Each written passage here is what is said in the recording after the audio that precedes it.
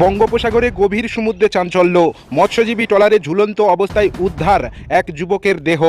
গভীর সমুদ্রে মাছ ধরতে গিয়ে রাধাকৃষ্ণ নামের ট্রলারের মধ্যে গলায় দড়ি বাঁধা অবস্থায় ঝুলন্ত দেহ উদ্ধার এক মৎস্যজীবীর। মৃত যুবকের নাম সুদীপ বর, মাত্র 30 বছর বয়স, বাড়ি পাথর প্রতিমা ব্লকের কেপলট এলাকায়। স্থানীয় সূত্রে জানা যায়, ট্রলারটিতে ছিল 14 জন মৎস্যজীবী। মান্থা ঘূর্ণিঝড়ের আশঙ্কায় মঙ্গলবার ট্রলারটি ফিরে আসার পথে বুধবার গভীর রাতে ঘটে এই মর্মান্তিক ঘটনা। ট্রলারের মাঝি জানান, রাতের বেলা হঠাৎ ট্রলার দেখতে গিয়ে দেখি হালে গলায় দড়ি দিয়ে ঝুলছে সুদীপ। খবর পেয়ে প্রশাসনকে জানানো হয়। শুক্রবার ভোরে দেহটি পাথর প্রতিমা থানার ঘাটে আনা হয় এবং পাঠানো হয়েছে কাকদ্বীপে ময়নাতদন্তে। পুলিশ জানিয়েছে, আত্মহত্যা না খুন তা স্পষ্ট হবে ময়নাতদন্তের রিপোর্টে।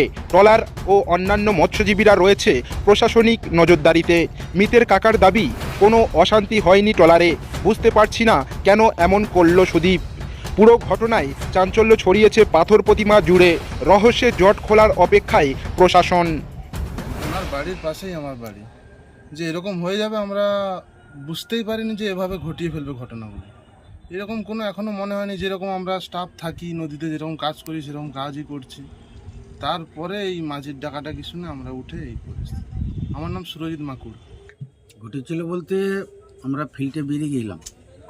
ফিল্ডে গিয়ে দুটো হল করেছি, তারপরে প্রাকৃতিক গণ্ডগোলে আমরা কিনারে পৌঁছে যাই। কিনারায় এসে সবাই ভালো আছি, খাওয়া দাওয়া করছি, আনন্দভাবে সবাই আছি, কারোর সঙ্গে কোনো গোলনগোল নেই। তারপরে একদিন পরে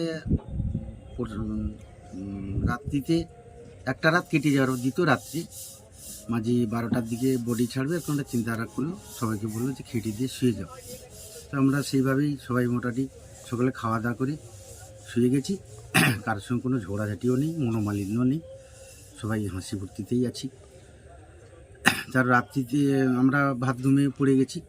রাত্রি 12টা সাড়ে 11টার দিকে মাঝি উঠে এধারে বাম সাইডে পেশাব করতে এসে যখন দেখে যে ওই ঝুলে আছে, লক্ষ্য পড়লো, তখনই ও চিৎকার করছে, এই সবাই উঠে এসো, উঠে এসো, কি সর্বনাশ হয়ে গেছে, আরে ছুটে। তখনই আমরা তাড়াহুড়ো করে ঘুমন্ত অবস্থায় ছুটে আসি। এসে যখন দেখি না ঝুলে আছে, টেনে এখানে তুললাম। তোলার পর দেখি এই লেখা আছে সুদীপ বর, মানে আপনার ওই মালিকের যে ডকুমেন্টসগুলো দিয়েছে, মানে এই ব্যবসার লাইনে একটা দিতে হয় না, ইন্স্যুরেন্স কাগজ, সুদীপ বর করা আছে, স্ত্রী সুজাতা বর, তাই তো? আমার নাম পুলিন বর, আপনার ভাইপো, একটি মেয়ে, হেরমোগাবাদ।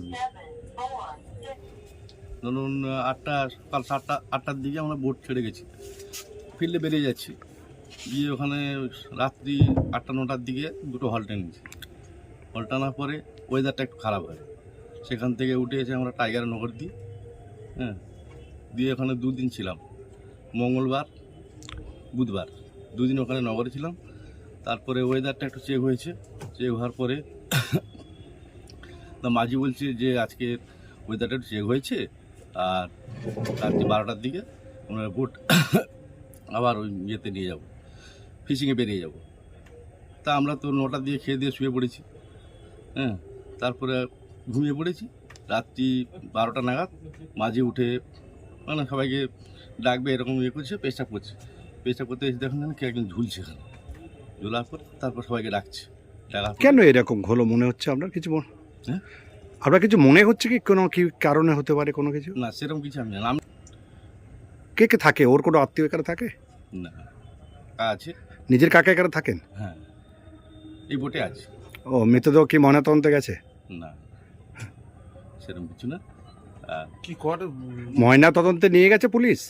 পুলিশ নিয়ে গেছে। আপনার নাম? আমার নাম সরোজ বেরা, বাড়ি? বাড়ি সুরেন্দ্রনগর, হেরমান।